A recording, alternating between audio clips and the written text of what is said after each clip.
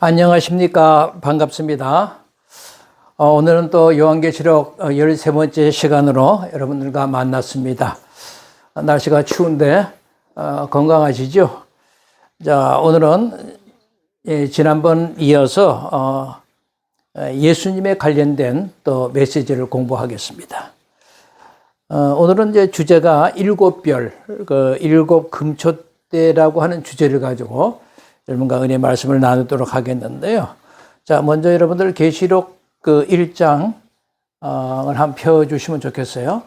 17절에서 오늘은 20절의 말씀입니다. 17절에서 20절의 말씀을 제가 이렇게 다 쓰려고 하니까 쓸 수가 없어가지고 오늘 살펴볼 그 중요한 대목들만 이렇게 좀 잘라서 썼습니다. 여기 보면 17절에 그리고 내가 보았을 때 나는 그의 발 앞에 죽은 자처럼 엎드러졌다. 그가 오른손을 내게 얹고 그리고 말씀하시는데 뭐라고 말씀하셨냐면 두려워 말라 나는 처음이요 마지막이다 이렇게 말씀하셨어요. 그러니까 사도 요한이 지금 보았어요. 그래서 그 본 상을 보고서 그분의 발 앞에, 그 예수님의 발 앞에 죽은 자들을 엎드릴 수밖에 없었다는 거죠. 그래서 예수님, 그가 오른손을 본인에게 얹고 두려워하지 말라. 내가 처음이고 마지막이다. 이렇게 이제 말씀하시는 내용이네요. 그 다음에 18절에는 그리고 나는 살아있는 자다. 그렇게 했고요. 그리고 내가 죽었었다. 그러나 보라. 나는 영원히 살아있다. 라고 했어요. 그리고 나는 사망과 음부의 열쇠를 가지고 있다. 이게 예수님이 당신이 내가 죽으셨다. 이렇게 얘기하면서 나는 영원히 살아있다. 나는 사망과 음부의 열쇠를 가지고 있다. 이렇게 이제 말씀하시는 내용이 18절에 되어 있고요. 19절은 그러므로 쓰라. 보았으니까, 이런 것을 보았으니까 이것을 쓰라는 거죠. 쓰라. 내가 본 것을, 그리고 지금 있는 것들을, 그리고 이것들 후에 반드시 되어져야만 하는 것들을, 이런 것들을 쓰라는 거죠. 쓰라.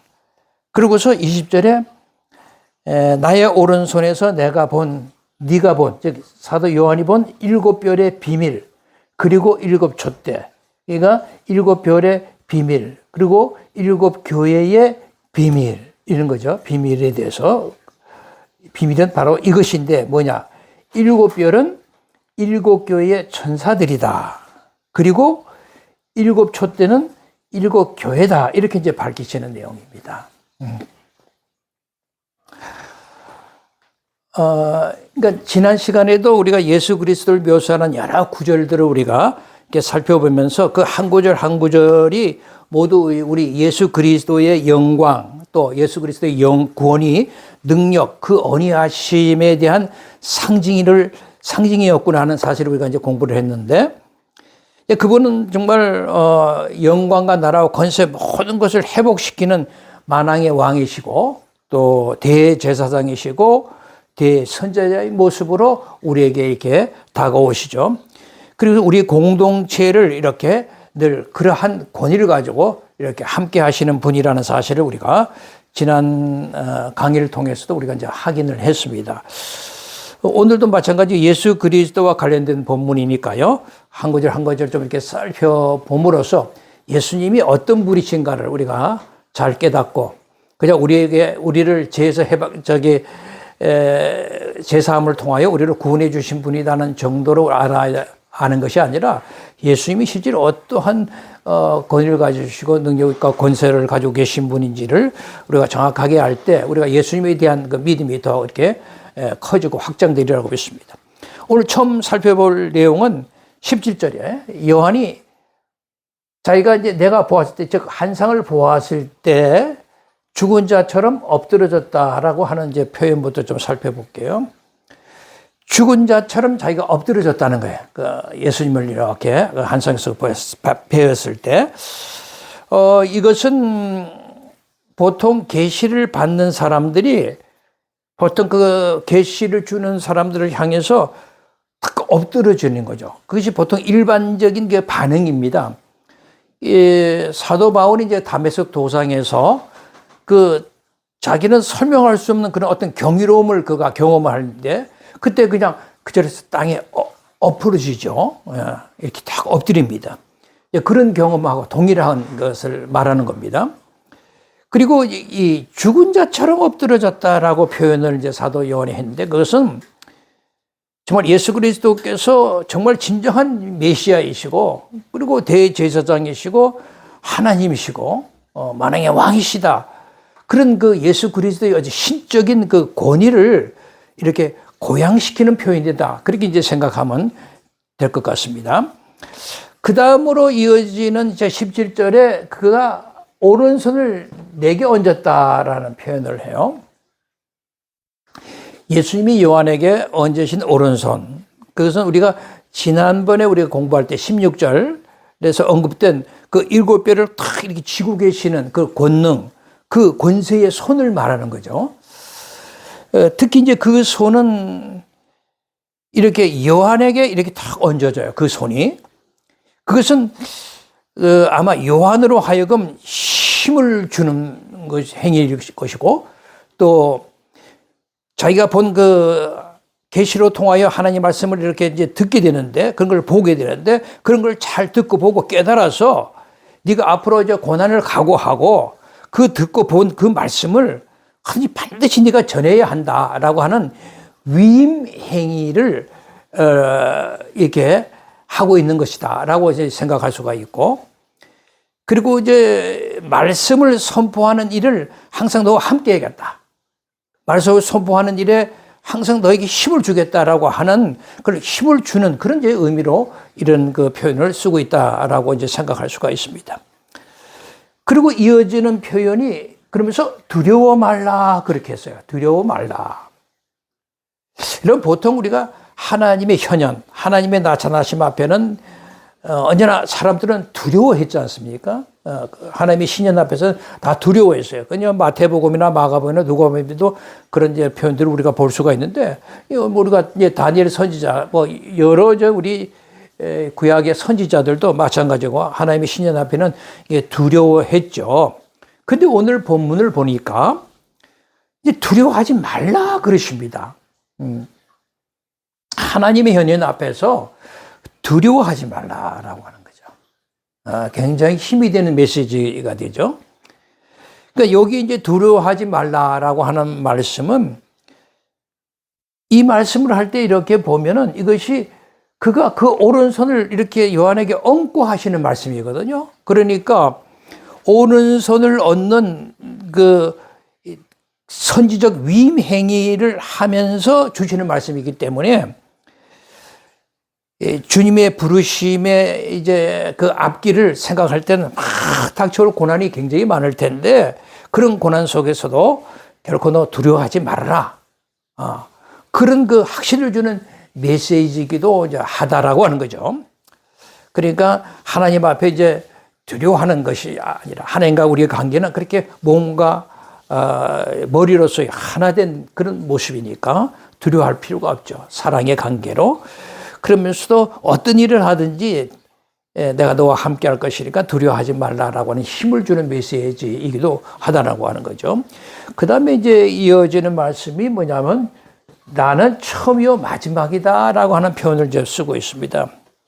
이런 표현들은 이제 신약에서는 예수 그리스도에게만 이게 관련된 표현인데요.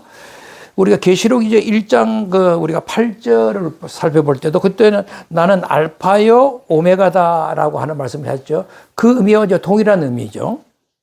그 다음에 이제 계시록 저 끝에 가면 21장 6절에도 가면 이런 이제 표현이 있어요. 나는 알파요 오메가요 처음이요 마지막이다. 이렇게 두 명칭을 함께 사용하는 걸 볼 수가 있고 그리고 계시록 22장 13절에도 가면 예수님의 이름을 말하자면 나는 알파요 오메가다, 시작과 끝이다, 처음과 마지막이다. 이런 같은 의미의 표현을 통하여 예수님의 이름이라고 하는 것을 이렇게 종합적으로 묘사하는 내용들을 우리가 요한계시록 전체에서 이렇게 우리가 찾아볼 수가 있거든요.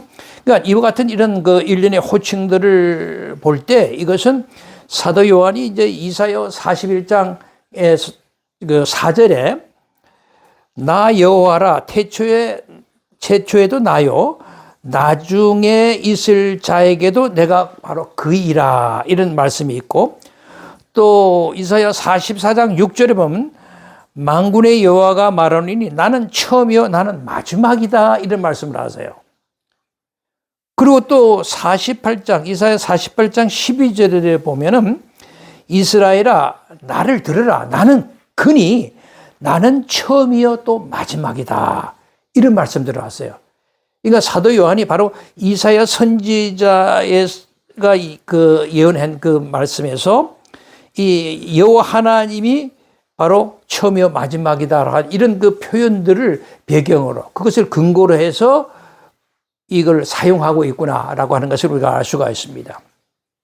그러니까 이사야 이 본문들에서는 하나님을 모든 피조물의 이제 창조주로 묘사하고 있을 뿐 아니라 이 역사에 대한 주관자다. 이제 그렇게 이제 묘사를 하고 있는 내용인데요.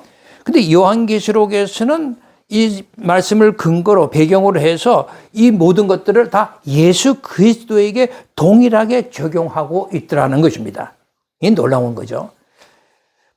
바로 이러한 놀라운 사실이 사도 요한이 막 두려워하지 말아야 하는 그 이유를 제시가 되는 거죠.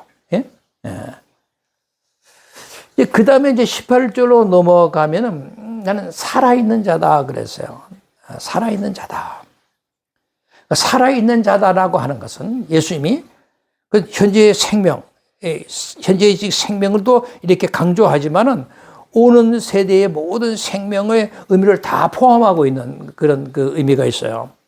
그러니까 살아있다, 살아있는 존재다라는 의미 이상의 그런 어떤 표현을 이렇게 지금 쓰고 있다라고 볼 수가 있습니다.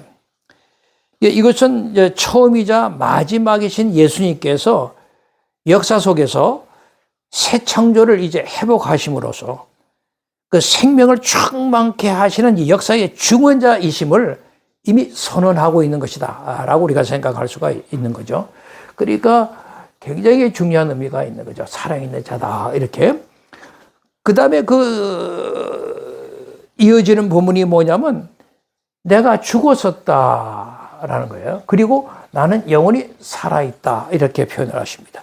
죽었었다 그러나 보라 나는 영원히 살아있다라고 하는 표현이네요. 그러니까 죽었었다라는 표현을 이렇게 이제 앞에서 쓰는 것은 단순히 뭐 예수님의 부활의 사건을 이제 얘기하기 위해서 미리 죽었었다 이렇게 표현하는 그런 내용이 아니라 여기서 요한의 생각은 예수님은 영원히 살아계신다라는 것을 강조하기 위해서 여기에 내가 죽었었다, 예수님이 죽었었다라고 하는 표현을 먼저 이제 쓰는 거죠. 그러니까 죽음을 이기신 살아있는 자, 그것은 영원토록 살아계신다라고 하는 의미를 강하게 우리에게 이제 표현하는 것입니다. 여기서 이제 우리가 두 가지 의미를 우리가 찾을 수가 있는데, 하나는 뭐냐면 예수님은 죽으셨으나 살아나셔서 영원히 살아계신다. 이런 이제 의미가 있을 수 있고, 또 하나는 이게 이제 더 큰 의미죠. 영원한 생명이라고 하는 것은 종말론적으로 성취된 새 시대의 생명이라는 거죠. 예수님은 이미 종말론적인 새 생명의 시대의 생명을 길을 활짝 열어놓으셨잖아요. 그리고 지금도 열고 계시고 앞으로 여는 것이 완전히 이제 끝을 낼 것입니다. 그러니까 그렇게 영원히 사시는 분만이 그 처음 창조로서의 우리 창세기 1장 1절에 그 창조, 여기서 인간이 범죄함으로써 지금 타락함으로써 이 창조에 문제가 생겼는데 이제 마지막으로서 예수님이 오셔서 새 창조를 하시는 그 완성, 그것은 그러니까 첫 창조나 새 창조나 이 모든 것은 그것의 완성을 이룰 분은 영원히 사신 분인 그 예수님만이 하실 수 있다라고 하는 의미가 들어있는 거죠. 그런 의미가 들어있다라고 이제 볼 수가 있고, 그 다음에 18절에 마지막 부분에 나는 사망과 음부의 열쇠를 가지고 있다라고 하는 말씀인데요. 여기 이제 음부라고 하는 말, 이제 이게 이제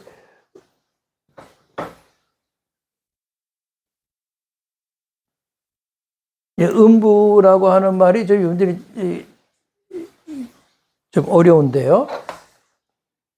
이게 이제 헬라 이 음부라고 하는 말은 이제 헬라어로는 하데스라고 하는 말이고요. 그 다음에 이제 이 하데스라고 하는 말이 이제 히브리어로서는 이제 셰올 그럽니다. 이렇게 셰올 이게 히브리어는 셰올 그러고 헬라어는 이제 하데스라는 말을 우리말로 이제 음부라고 번역을 했어요. 근데 이제 그 히브리어 셰올이라고 하는 말은 뭐 일반적으로 그 당시에는 무덤이라는 의미를 썼고 또는 구덩이 같은 거 또는 뭐 지옥이라는 것이 어떠냐면 이 땅 밑에 있는 감옥이라는 의미가 있잖아요. 이게 그런 그 의미로 이제 쓰는 것인데 이 헬라어 하데스도 마찬가지로 지하 세계, 땅의 깊은 세계, 이 사망에서 죽은 자들이 사는 거처, 뭐 심판의 장소 이런 것들로 이렇게 뭐 의미를 이렇게 좀 확장해서 쓰기도 했어요. 어쨌든 그런 의미를 가지고 있는데 우리는 그걸 이제 음부라고 표현했죠. 음부 이렇게. 근데 이게 음부의 열쇠만이 아니라 사망의 열쇠다. 이렇게 죽음의 열쇠를 사망과 죽음의 열쇠를 가지고 계신다. 이렇게 표현이 되죠. 그러니까 음부라는 단어하고 지금 이 사망이라고 하는 단어, 죽음이라는 단어를 이렇게 함께 사용하고 있는 것은 그러니까 음부의 열쇠나 사망의 열쇠나 의미가 동일한 거죠. 동일한 의미를 한번 더 강조하는 거죠. 사망의 열쇠 그렇게 하는 거나 음부의 열쇠나 그건 똑같은 말이에요. 그러니까 사망과 음부의 열쇠 하는 것은 좀 강조하는 의미가 있죠. 그 열쇠에 대한 의미를. 그러니까 이 사망과 음부의 열쇠라는 단어는 그분이 가지고 있는 권세의 의미를 가지고 있는 거죠. 그 열쇠를 가지고 계신 분의. 그래서 그 사망과 음부의 열쇠를 가지고 있다라고 하는 것 자체가 그 사망과 음부라고 하는 이것을 통제하는 권세를 가지고 있구나 하는 것을 사도 요한이 이렇게 밝히는 겁니다. 그러니까 우리 예수 그리스도는 우리 인간에게 가장 치명적인 불행한 요소가 뭐예요? 죽음이잖아요. 근데 그 죽음을 압도하는 권세를 가지고 계신 분이다라고 하는 것을 우리에게 알려주고 있는 메시지요. 이 사망과 음부의 열쇠는 우리가 계시록 3장 7절에서 이미 이제 살펴보았을 때 거기에 예수님을 어떻게 표현을 했냐면 열면 닫을 사람이 없고 닫으면 열 사람이 없는 다윗의 열쇠를 가지신 분이다. 이렇게 밝혔어요. 그죠? 그러니까 계시록 3장 7절에 다윗의 열쇠를 가지고 계신 분이다. 이렇게 표현을 썼어요. 그렇다면 여기 사망과 음부의 열쇠하고 또 다윗의 열쇠 이것은 동전의 뭐 양면 같은 그런 그 평행 관계를 갖고 있다는 것을 우리가 쉽게 이해할 수가 있죠. 그래서 사망과 음부의 권세를 가지고 있다라고 하는 것은 곧 다윗의 열쇠를 가지고 있다라고 하는 의미를 말하고 있는 것입니다. 그러니까 이렇게 두 열쇠의 그 밀접한 관계라는 것을 우리가 마태복음 여러분 16장에 18절 19절의 말씀에서 그것이 우리가 표현을 통해서 우리가 그것을 깨닫게 되는데 마태복음 16장을 한번 찾아보시면 여러분 예수님이 18절에서 교회를 세우리니 음부의 권세가 이기지 못하리라. 여기 교회를 세우는데 그 교회가 음부가 이기지 못한다는 거예요. 하데스가 이기지 못한다. 그리고 마태복음 16장 19절에 보면 내가 하늘의 나라의 열쇠를 내가 주리니 이렇게 약속을 했어요. 물론 우리 이제 한글 성경에는 내가 천국의 열쇠를 내게 주리니 이렇게 이제 번역이 되어 있죠. 그런데 저는 천국의 열쇠라는 말을 쓰지 않습니다. 왜냐하면 천국 그러면 그 정확한 번역이라고 할 수 없는 게 이게 천주교 선교사들이 가톨릭 선교사들이 중국에 와가지고 그 성경을 한문으로 번역하면서 마태복음을 번역할 때 이걸 이제 천국이라고 번역을 한 거거든요. 그러니까 전에도 제가 이건 여러 번 얘기했지만 바실레이아 톤 우라논, 바실레이라는 것은 이제 왕국, 나라라는 뜻이고 톤 우라논, 하늘의 나라, 이제 이렇게 원문으로 되어 있단 말이죠. 그러니까 하늘이 소유하고 있는 나라, 하늘이 속한 나라, 그런 의미란 말이죠. 그러니까 천국 하는 거하고 하늘의 나라는 의미가 달라요. 그러니까 가령 예를 들어서 우리가 이 땅에, 교회들이 이 땅에 지금 있어요. 그러면 이것은 그러면 하나님의 나라가 아닐까요? 그러니까 하늘에 속한 나라잖아요. 우리 교회 공동체가 이 땅에서도 지금 하늘이 소유하고 있는 하늘에 속한 나라란 말이죠. 예? 그러니까 하늘의 나라 할 때는 이 하늘과 이 땅의 모든 그 하나님의 나라 전체를 통합적인 세계로 우리가 얘기를 하기 때문에 이걸 하늘의 나라라고 번역을 해야지 그냥 중국 성경에 번역은 천국이라고 해놓으면 땅과 구별된 저 천국을 생각한단 말이에요. 그래서 저는 천국이라는 말을 쓰지 않아요. 천국 열쇠. 그래서 전국 들어가는 열쇠라고 생각하시면 안 돼요. 하늘의 열쇠예요. 이 땅에 우리 교회도 하늘의 나라인 것처럼. 그러니까 하늘과 땅이 하나로 통합된 그 열쇠를 가지고 주리라 그런 뜻이란 말이죠. 근데 그러한 그 교회 공동체는 음부의 권세가 이기지 못한다라고 표현을 했죠. 예. 그러니까 교회는 그러니까 음부의 권세, 죽음의 권세를 통제하고 있는 통제권을 가지고 있다라고 하는 거죠. 여러분, 교회가 그런 곳이에요. 교회 공동체는 죽음을 통제하는, 사망을 통제하는 통제권을 가지고 있다는 거예요. 예수님이 그랬잖아요. 교회를 세우는데 음부의 권세가 이기지 못한다는 거예요. 그래서 내가 하늘의 나라의 열쇠를 내가 주겠다는 거 아닙니까? 그러니까 하늘과 땅이 하나로 그리스도 안에서 통일된 그 세계의 열쇠를 우리가 쥐고 있는 거죠. 그러니까 교회라고 하는 것이 여러분 그 의미를 잘 알아야 됩니다. 정말 음부의 권세에 대한 통제권을 가지고 있는 것이 교회 공동체다라고 하는 이 엄청난 것을 여러분 가슴에 담아 두어 보세요. 그러니까 19절에 교회에게 하늘의 열쇠를 주겠다라고 하는 것은 하늘의 나라에 들어갈 수 있는 권세를 갖게 된다는 거죠. 하늘의 나라, 새하늘과 새 땅으로 회복된 그 하늘의 나라, 하나님의 나라, 하늘과 땅에 있는 모든 것이 그리스도와 통합된 그 나라, 거기에 들어가는 권세를 갖게 된다라고 하는 거죠. 예수 그리스도는 사망과 음부에 머물게도 할 수 있지만 하늘나라에 머물게도 할 수 있는 권세를 가지고 계신다. 하늘의 나라. 이러한 권세는 결국은 그분이 죽었지만 다시 사시고 영원히 사시고 계시기 때문에 그러면서 만왕의 왕으로서 지금 그 역사를 지금 성령을 통해서 이루고 계시기 때문에 가능하다는 거죠. 네. 그 다음 살펴볼 표현은 이제 19절로 가면은 쓰라 그러죠. 쓰라.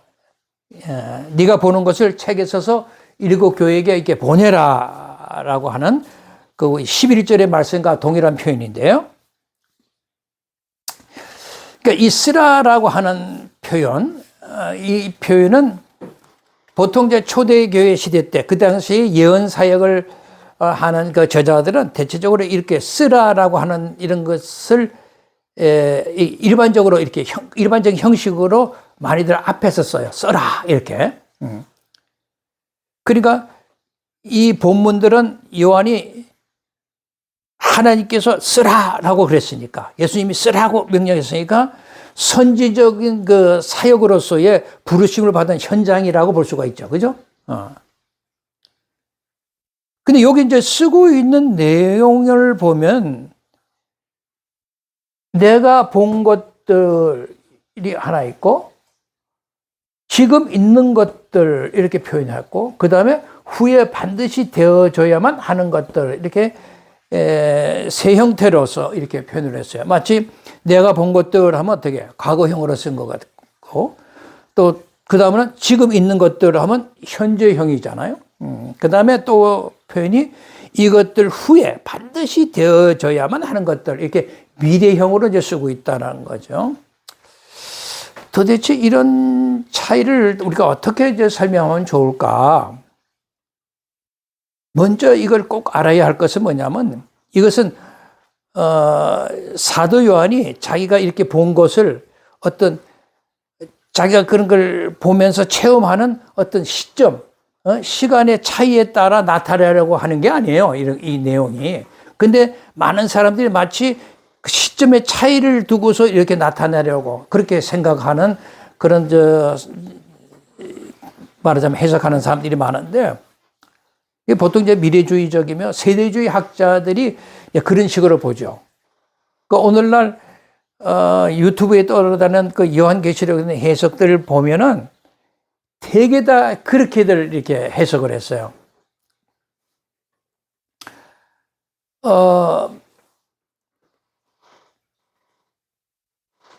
요한이 지금 보는 시점을 차이를 둔다면은 내가 본 것들은 과거형이고 지금 있는 것들은 현재형이죠.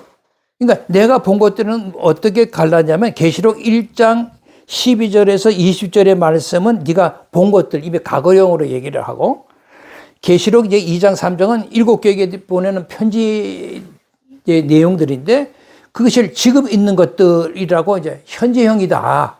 현재 일어나고 있는 일이다. 이렇게 표현을 했고, 그 다음에 이것들 후에 반드시 되어져야만 하는 것들은 계시록 4장서부터 22장까지는 앞으로 후에 될 일이다. 이제 이런 식으로 3등분해서 이 문제를 해결하게 해가지고 그렇게 해석하는 것들이, 그것은 미국이 그 20세기, 19세기 말서부터 어떤 이런 그 세대주의자들의 그런 계시록 해석이 워낙 그 당시 이게 무디 선교사 부흥사하고 함께 다니면서 이런 내용을 가지고 선교를 이렇게 북돋우고 이제 그런 일을 많이 해서, 우리나라의 선교사들이 처음 미국에서 온 선교사들이 이 개혁주의 신학자라 할지라도 요한계시록에 한한 이 세대주의적인 입장을 가지고 들어온 사람이 많았어요.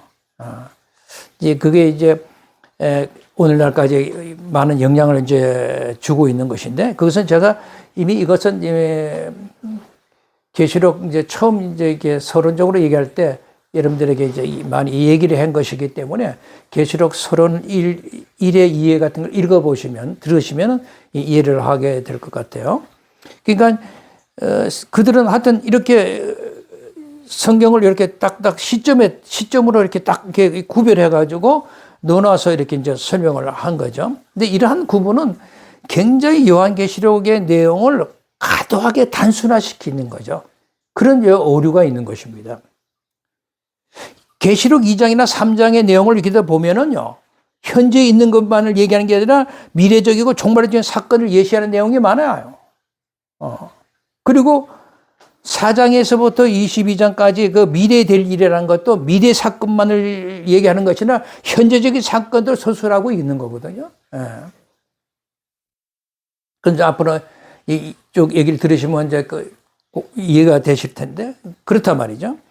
그러니까 요한계시록은 1장부터 20장까지 되어 있는데, 그 전체에 걸쳐서 과거적인 사건, 현재적인 사건, 미래적인 사건이 아주 혼합적으로 구성이 되어 있어요. 시점에 따라 딱 이렇게 설명하는 게 아니라 혼합적으로 구성해서 설명해 나가는 것입니다.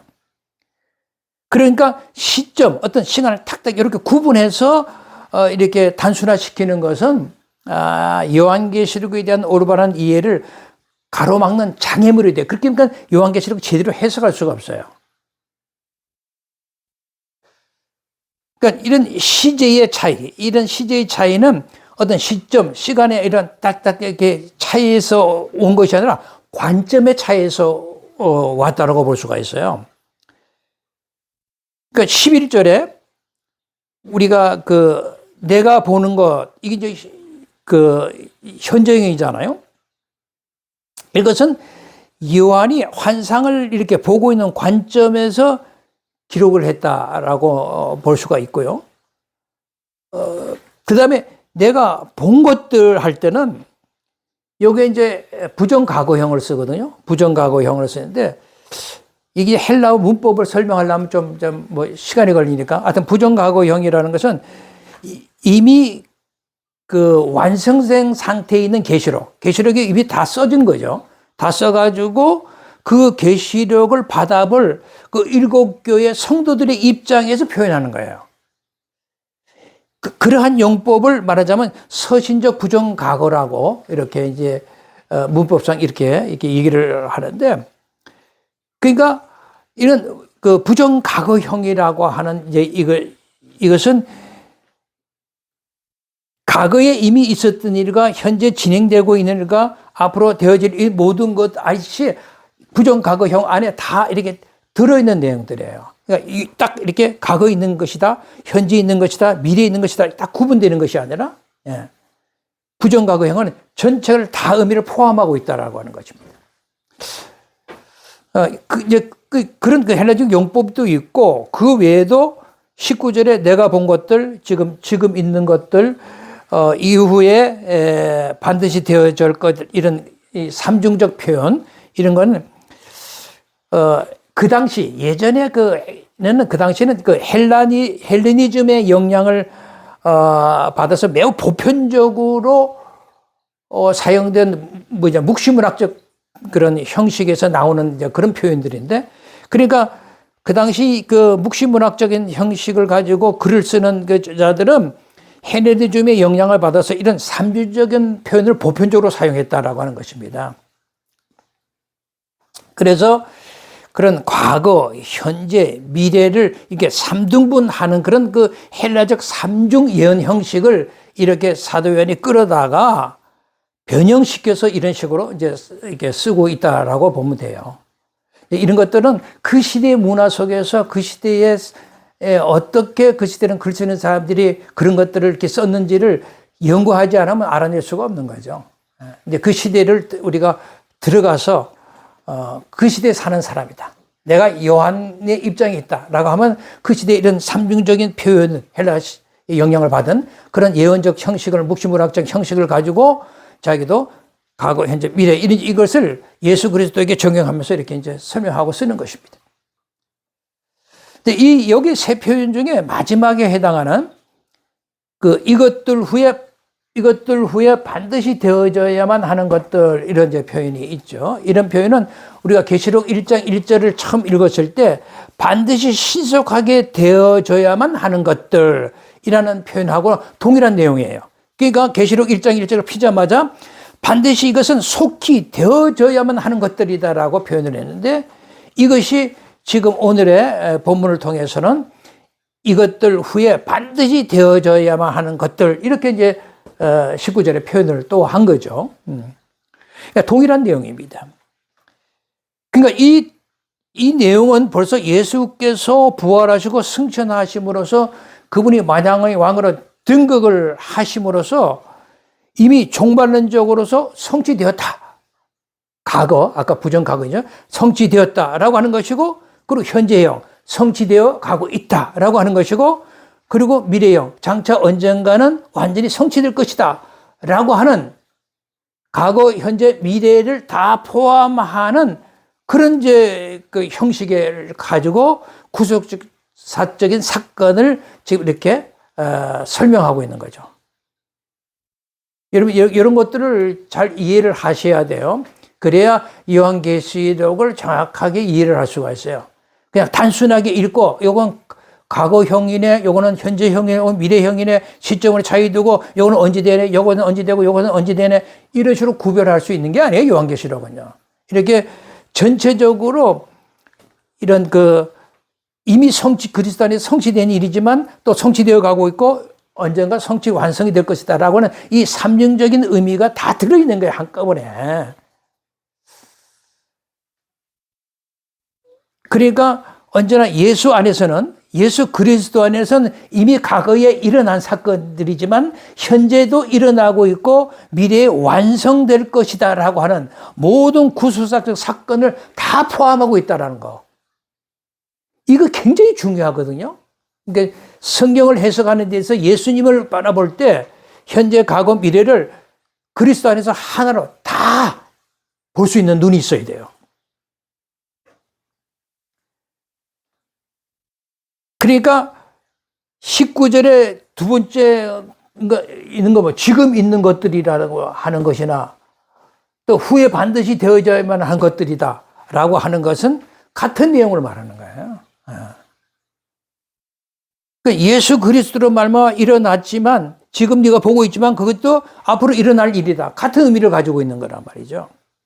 그러니까 내가 본 것들 과거형, 지금 있는 것들 현재형, 이것들 후에 반드시 될 미래형, 이런 것들이 다 어떻게 동일한 내용을 말하는 같은 의미를 세 번 반복하는 그런 패턴으로 얘기를 하고 있다라고 하는 거죠.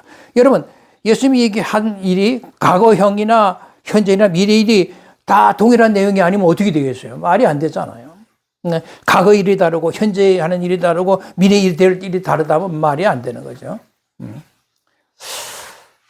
굉장히 좀 어렵지만 이게 문법상 분명 과거형으로 쓰고 있다라고 하는 이런 점에서 이 내용들을 잘 이해를 하셔야 돼요. 근데 이거를 모르고 문자적으로 그뿐이니까 과거에 내가 본 것 하면 과거고 지금 있는 것들은 현재고 후에 반드시 되는 미래 얘기네?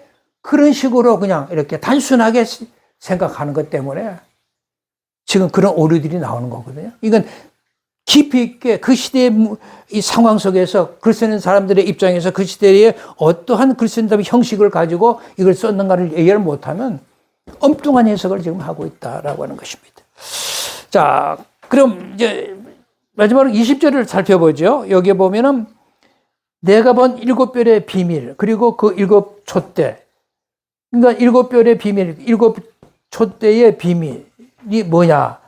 일곱 별은 일곱 교회의 천사들이다. 일곱 촛대는 일곱 교회다. 이제 이런 얘기를 지금 하고 있는 거죠.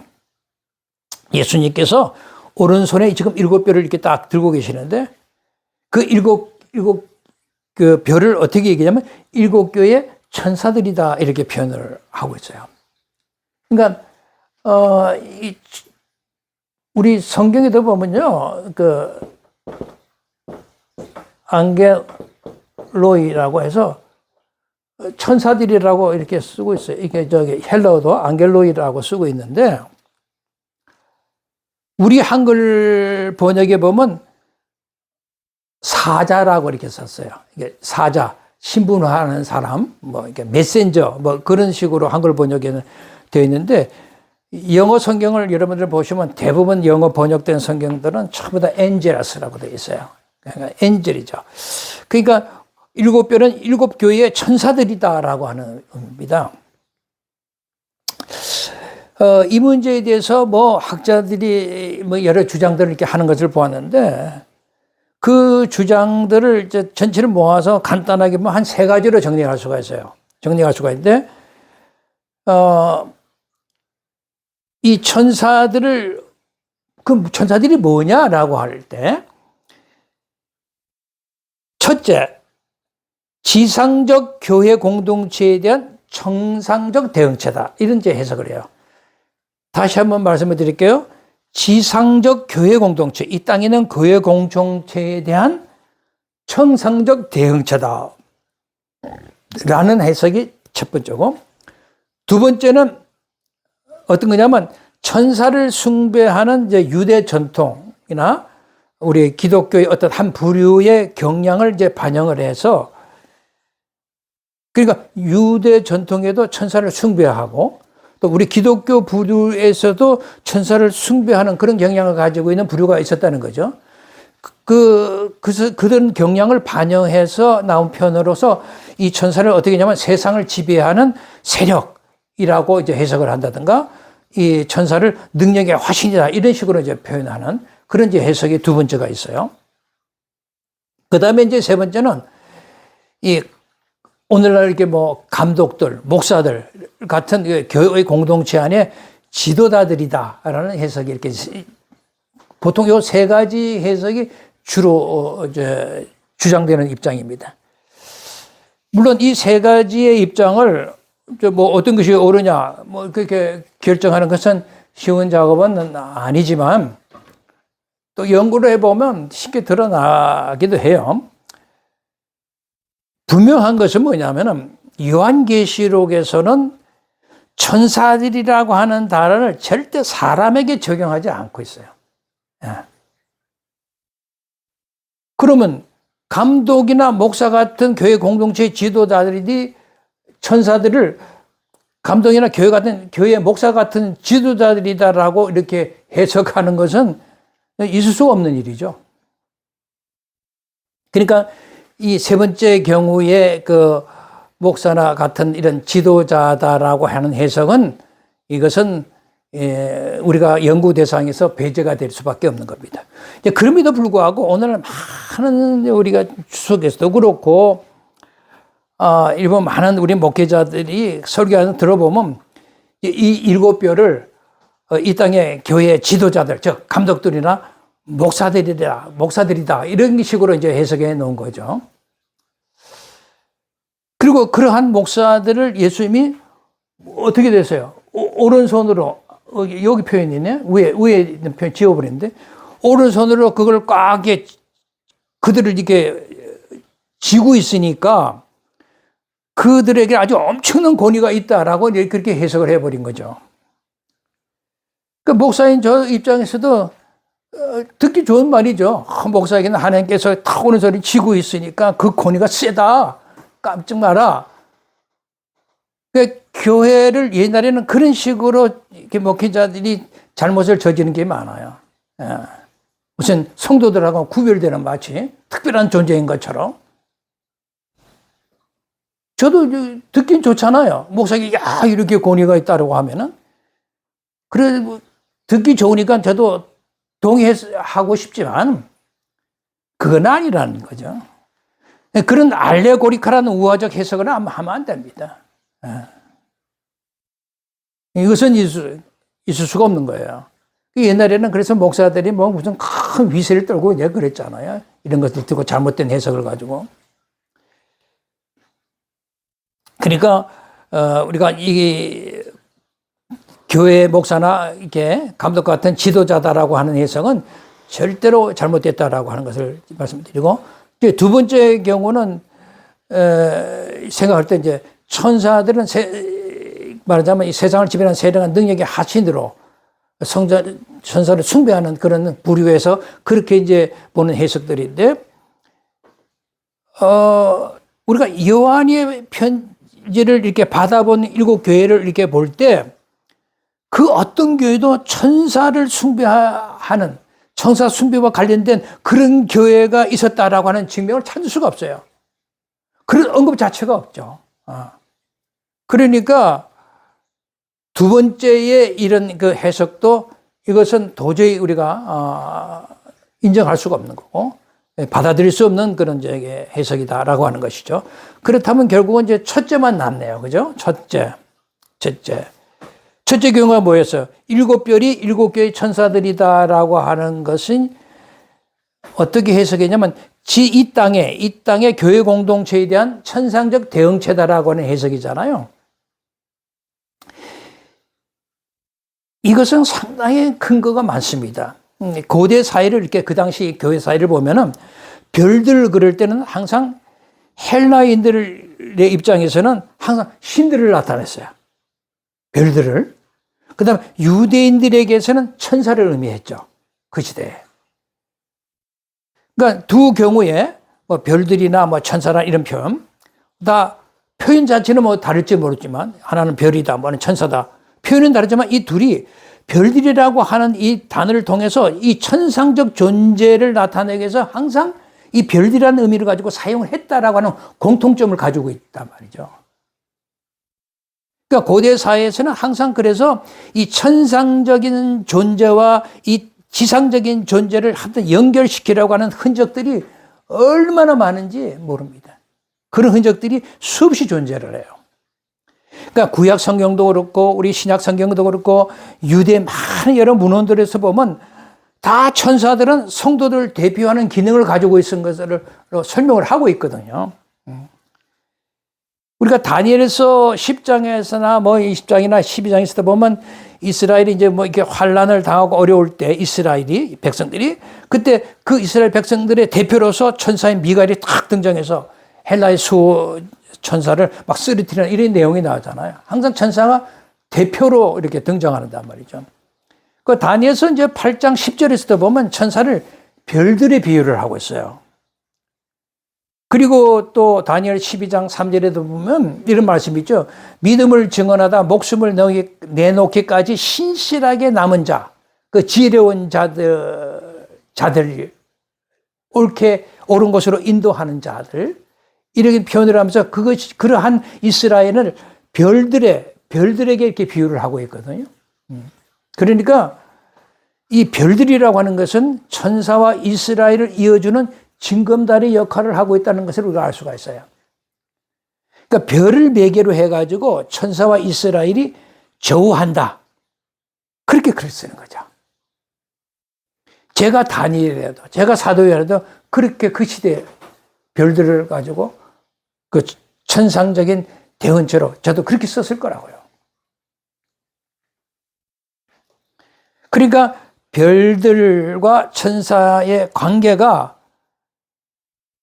우리가 계시록 1장 20절에 7별을 7개의 천사들과 밝힌 것의 배경이 되는 것이고 근거가 되는 것이구나 하는 것을 우리가 알 수 있게 되죠.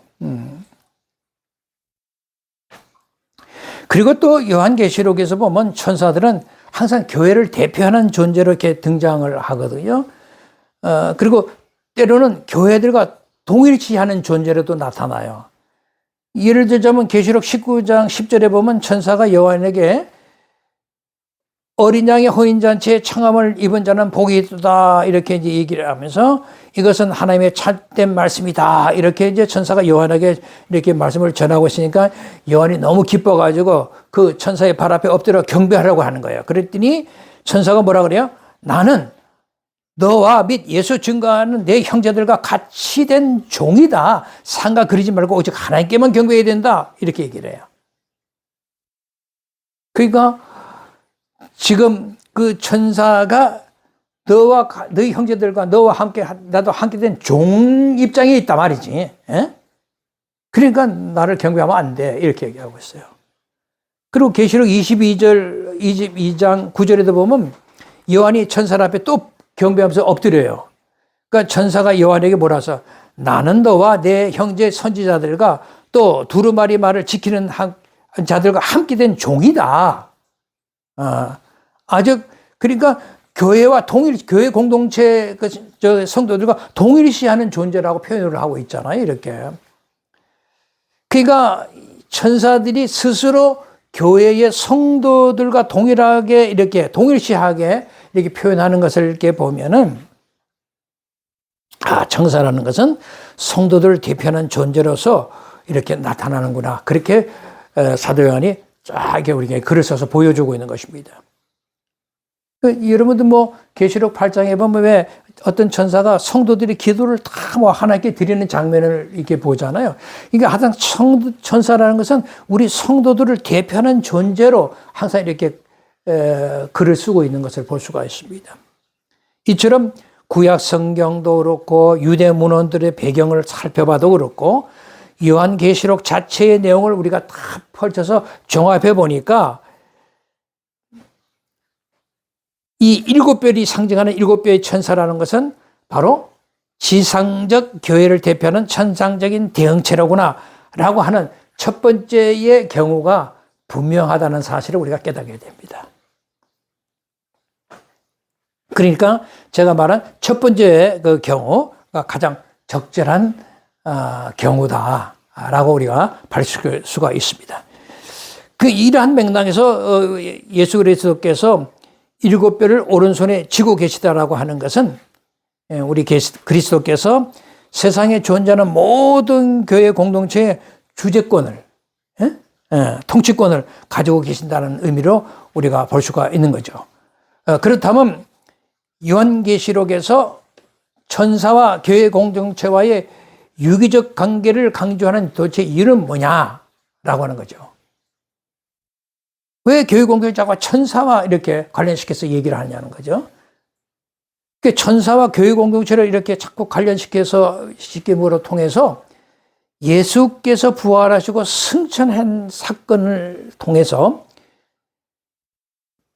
그 교회 공동체는 바로 천상적인 존재다라고 하는 의미를 항상 우리에게 제시해주고 있는 거죠. 그러니까 요한은 7교회 편지하면서 우리 교회 공동체라는 것은 너희들이 이 천상적 존재라고 하는 그런 것을 계속 강조하면서 그 당시 그 고난과 아픔과 로마의 핍박을 이겨나갈 수 있도록 힘을 주고 있죠. 다시 한번 이제 말씀을 드리지만 천사는 천상적 존재로 간주된다. 그래서 지상에 있는 교회와 천상적으로 대응하는 관계에 있는 그런 그 천사로 이렇게 연결시켜서 항상 여러분들 생각하시면 계시록을 읽을 때 천사들, 교회 공동체 이것은 하나구나 라고 하는 것을 생각하면서 읽으시면 돼요.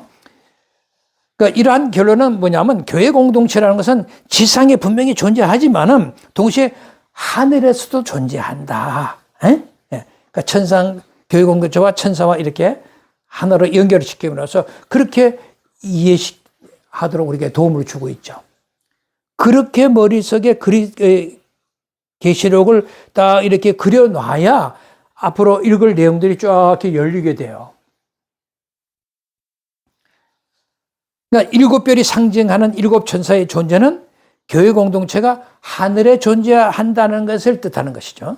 또 7천사가 의해서 제시되는 그 7 공동체의 천상적인 특징이라고 하는 것은 왜냐하면 교회를 중심 주제로 삼고 있는 요한계시록을 메시지를 우리가 앞으로 이해하는데 결정적인 도움을 줍니다. 그러니까 교회 공동체가 가지고 있는 이 천상적인 특징을 잘 알아야 요한계시록에서 제시하고 있는 교회론을 잘 이해할 수가 있어요. 그러니까 요한계시록이라는 책은 그냥 교회론이에요. 교회 공동체 얘기라고요. 교회 공동체가 어떻게 승리하는 것을 보여주고 있는 거라고요. 자, 마지막으로 이제 여기 비밀이라는 단어가 이렇게 나왔죠. 비밀인데 비밀만 잠깐 하고 마칠게요. 비밀이라는 단어는 상징적인 환상을 보잖아요. 그 환상을 보여주는 내적인 이제 의미를 말하는 건데, 그러니까 7별과 7촛대의 비밀은 뭐냐면 7별과 7금체대가 가지고 있는 숨어있는 의미를 보여주는 거잖아요. 그 숨은 의미를 계시록 1장 20절에서 7개의 천사들과 7교회라고 이렇게 이제 설명을 한 거란 말이죠. 이렇게 설명을 한 거란 말이죠. 그러니까 요한계시록에 사용된 이 비밀은 그러니까 단순히 상징의 의미 이상을 가지고 있다는 것을 우리가 이제 알게 되는데, 여러분 비밀을 그러면은 다니엘서 2장 28절에 보면 이런 말씀이 있어요. 오직 비밀을 나타내실 이는 하늘에 계신 하나님이심이라. 그죠? 비밀을 나타내시는 분은 오늘 하늘에 계신 하나님밖에 이 비밀을 나타내실 분이 없다는 거예요. 그렇게 선언하고 있고, 바로 그분이, 그 하나님이 그 느부갓네살 왕이 마지막 날에, 마지막에 될 때에 대해서 반드시 되어져야 할 것들을 이미 보여주셨거든요. 그러니까 이러한 맥락에서 보면 예수님 당시에 그 당시에 이게 교회 공동체도 그렇고 쿵난 공동체도 그렇고 이 비밀을 어떻게 생각했냐면 항상 이 마지막 세대에 일어나게 될 사건을 가리킨 것이다. 이렇게 이제 보통 이해를 했어요. 그러니까 이 비밀이라고 하는 의미는 단순히 영원히 감춰져 있는 내용이라고 보다도 정해진 때에 어떤 마지막 날이 반드시 성취되어서 밝히 드러나게 되어 있는 그런 내용이다라고 하는 사실을 얘기할 때 이 비밀이라는 의미를 이제 쓰고 있습니다. 그래서 요한계시록 정황에서 이것을 좀 비밀을 말하면은 이 비밀은 예수 그리스도에 의해서 종말론적으로 이제 도래한 하나님의 나라를 통해서 성취됨으로써 그 실체가 드러나게 된다라고 하면서 이 비밀이라는 의미를 이제 갖다 쓰게 된 거죠. 그래서 그리스도를 통해서 하나님의 나라가 종말에 드러나야 할 이 비밀로 이 숨겨진 그 종말의 성취가 이제 이렇게 착착착착 진행되고 그렇게 발현되고 있다면 교회 공동체는 그 비밀을 갖고 있는 종말의 성취와 어떤 관계가 있냐? 그러니까 예수 그리스도 동안 하나님의 나라의 종말의 성취는 바로 교회 공동체가 없이는 세상에 구현되지 않는다는 거죠. 그러니까 예수 그리스도를 통해서 하나님의 나라의 종말적인 성취라고 하는 것은 반드시 이 교회 공동체를 통해서 이 세상에 구현되고 반드시 증거되어야만 한다라고 하는 의미를 가지고 있는 거예요. 이게 우리 교회 공동체가 가지고 있는 비밀의 의미입니다. 마치 성령을 상징하는 일곱 우리 등불이 있잖아요. 성령을 상징 일곱 등불이 성령을 상징하는데 그 등불이 교회 공동체를 상징하는 일곱 금촛대를 통해서 쫙 이렇게 이제 세상에 비춘다라고 말하듯이 하나님의 나라라고 하는 것은 반드시 교회 공동체를 통해서 구현되고 선포되어져야만 한다라고 하는 것입니다. 그러니까 일곱 금촛대가 가지고 있는 의미가 굉장히 크죠. 일곱 촛대는 일곱 교회라고 하면서 일곱 금촛대가 해야 할 일이 뭐냐면 바로 이 교회 공동체를 통해서 하나님의 나라의 종말적 성취가 반드시 구현되고 이것을 항상 선포하는 교회가 되어야 된다라고 하는 것입니다. 이 비밀의 종말적인 이 성취는 예수 그리스도로 말미암아 이미 드러났고 현재 또한 드러나고 있고 언젠가 미래에 완전히 드러날 그 하나님의 나라의 그 중심에는 뭐가 있다? 바로 교회 공동체가 있다라고 하는 것입니다. 그러니까 교회 공동체가 얼마나 중요하냐? 하나님의 나라의 종말적인 성취를 구현해야 할 사명을 가지고 있는 것이 교회 공동체다.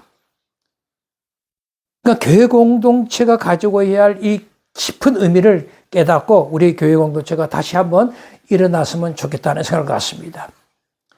여러분들 오늘은 이것으로 강의를 마치고 또 다음 시간에 뵙도록 하겠습니다. 안녕히 계십시오.